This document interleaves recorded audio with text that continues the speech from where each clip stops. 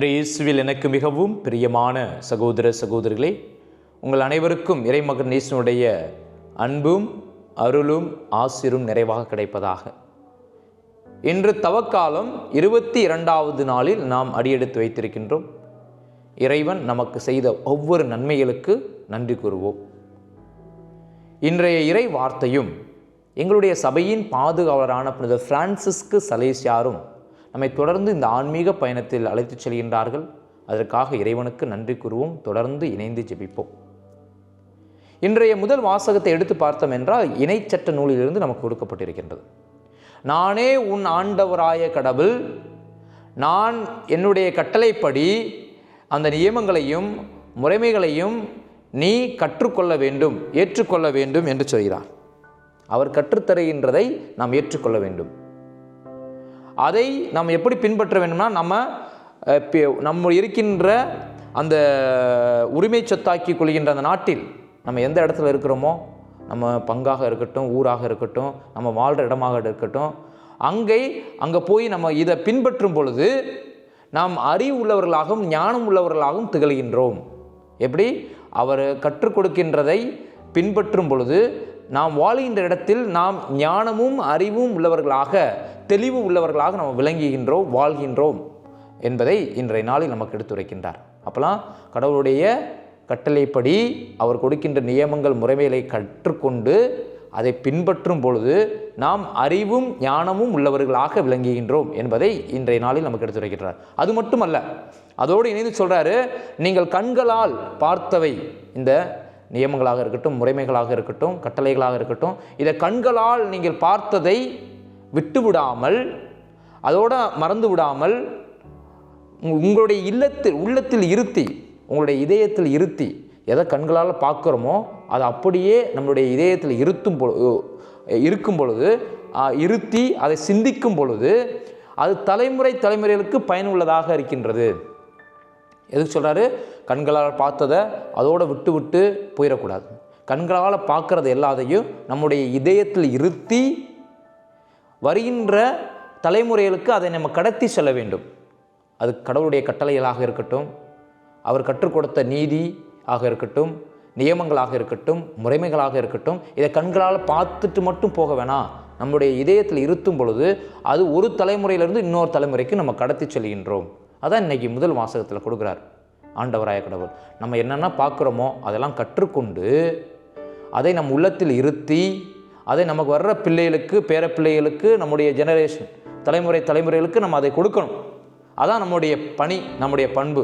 அதான் சொல்கிறாரு, நம்ம என்னென்ன கற்றுக்கொண்டோமோ, குடும்பத்தில் கற்றுக்கொண்டது, திருச்சபையில் கற்றுக்கொண்டது, இவற்றை நாம் ஒரு தலைமுறையிலிருந்து இன்னொரு தலைமுறைக்கு கடத்தி செல்ல வேண்டும்.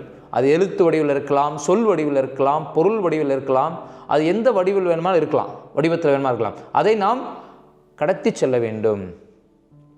இந்த 10 கட்டளைகளை நம்ம வருகின்ற நம்முடைய தலைமுறைகளுக்கு கற்றுக் கொடுக்க வேண்டும். அது எப்படி கற்றுக் கொடுக்கணும்னா, எப்போ அது எஃபெக்டாக இருக்கும், பயனுள்ளதாக இருக்குன்னா, நம்ம அதை கண்களால் பார்த்துட்டு அதோடு விட்டுட்டு போகக்கூடாது. அதை நம்முடைய உள்ளத்தில் இருத்தி சிந்தித்து அதை நம்முடைய தலைமுறை கொடுக்கும் பொழுது அது பயனுள்ளதாக இருக்கும், அதனால் பயன் கிடைக்கும் என்பதை இன்றைய முதல் வாசகத்தில் சொல்கின்றார். அப்போலாம் என்ன சொல்கிறாருன்னா, அவர் கொடுக்குறத நம்ம அழித்து விடக்கூடாது, இன்னொரு தலைமுறைக்கு எடுத்து செல்ல வேண்டும்.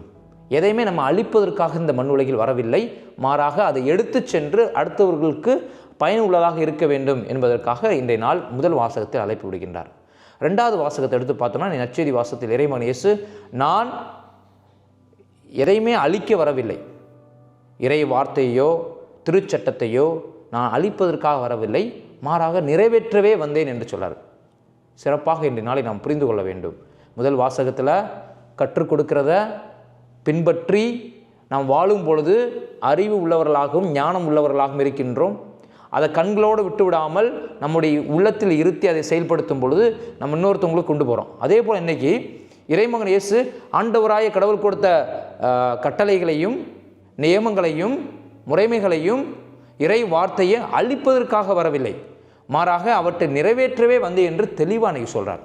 இயேசுவில் பிரியமானவர்களே, யாரெல்லாம் நிறைவேற்றுகின்றார்களோ, இறை வார்த்தை நிறைவேற்றுகின்றார்களோ, இறை வார்த்தை கடைபிடிக்கின்றார்களோ, இறை வார்த்தைக்கு ஏற்ற போல் நம்முடைய வாழ்க்கையை நாம் நடத்தி செல்கின்றோமோ, நம் எல்லோரும் பெரியவர்களாக கருதப்படுகின்றோம்.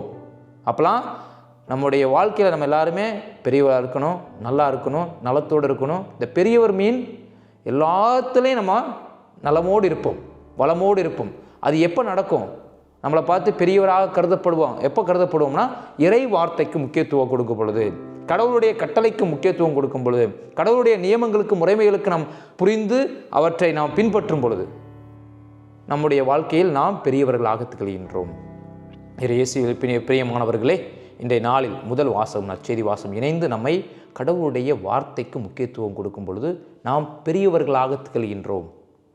நாம் உண்மை உள்ளவர்களாக இருக்கின்றோம், நேர்மையானவர்களாக இருக்கின்றோம், நீதி உள்ளவர்களாக இருக்கின்றோம் என்பதை நமக்கு எடுத்து குறைக்கின்றார். நம்முடைய வாழ்க்கையில் நிறைய நேரத்தில் இறை வார்த்தைக்கு முக்கியத்துவம் கொடுக்காமல் இருந்திருக்கலாம். இறை வார்த்தையை ஏதோ தானாலும் வாசித்திருக்கலாம். இன்றைய நாளிலிருந்து முயற்சி எடுப்போம். இறை வார்த்தை எடுத்து அவர் கற்றுக்கொண்டிருக்கின்றதை பின்பற்றி கண்ணில் பார்த்து வாசிக்கிறதோடு மட்டும் விட்டுறாமல் அதை உள்ளத்தில் இருத்தி நம்முடைய தலைமுறைகளுக்கு இறை வார்த்தையை பற்றி நாம் போதிக்க நமக்கு இன்றைய நாளில் அழைப்பு விடுக்கின்றார். இயேசுவில் பிரியமானவர்களே, எங்களுடைய சபையின் பாதுகாவலராக தான் செஞ்சார். இறை வார்த்தையை போதித்தார்.